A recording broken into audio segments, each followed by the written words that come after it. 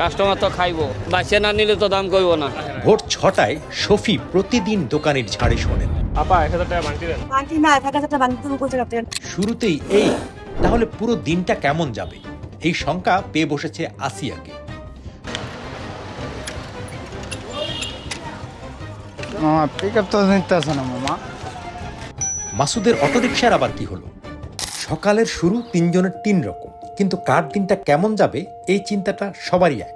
প্রতিদিন ভোর 4টা বাজে না খেয়ে বেরোই। ভোর 4টা বাজে কি খাওয়া দাওয়া হয় নাকি? ওই সময় না খেয়ে যাওয়া লাগে, আসে মালটাল গোছায়, তারপর নাস্তা খাওয়া হয়। মাল কিনে 8টার আগে না বেরোলে বেরোনো যায় না, রাস্তা বন্ধ হয়ে যায়। অসুস্থ থাকলেও বন্ধ থাকে না, চলে এটা কাজ বন্ধ, মানে ইনকাম সোর্স বন্ধ। রোজার সময় সেহরি খায় দেওয়া লাগে, তত আগে যাওয়া যায়।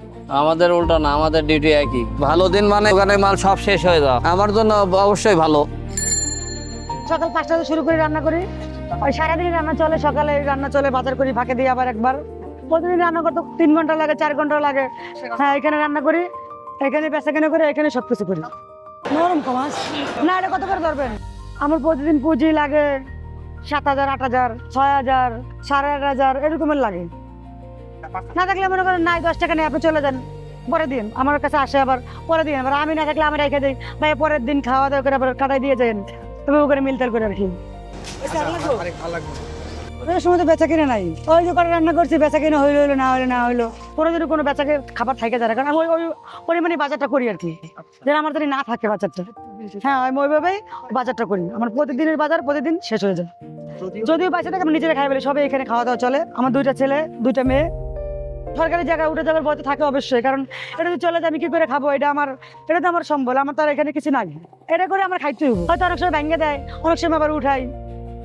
আমার ভালো দিন মানে আমার সব বেচা কেনা হয়ে গেছে, ওইটাই মনে হয় যে আমার ভালো দিন। সকালবেলা যদি ভালো যায় সারা দিন কোনো টেনশন থাকে না। দিনটা ভালো যায় দুপুরবেলা বন্ধ করার সময় নিশ্চিন্তে থাকি। সকালটাই আমাদের আসে, সকালটা খারাপ গেলে সারাদিন খারাপ যায়, সকালে ভালো গেলে সারাদিন ভালো যায়। ওই যেন মামা আসেন, যেদিন হয়তো 800-900 টাকা হয়ে যায়, কাজে না হয় ওই সময় হয় না। মামা একটা চা দেন তো। প্রতিদিন সকালে বাইরে হয়ে সকালে একটা চা বিস্কিট খাই, দুপুরবেলা চা বিস্কিট খাই, খাই একেবারে রাত্রিবেলা বাসায় যা ভাত খাই। এই শহরটা চলে এই মানুষগুলোর হাত ধরে, কিন্তু কাজটা টিকে থাকবে কিনা, আজ আয় হবে কিনা, আর একটু বিশ্রাম মিলবে কিনা, এই প্রশ্নগুলোর কোনো উত্তর নেই।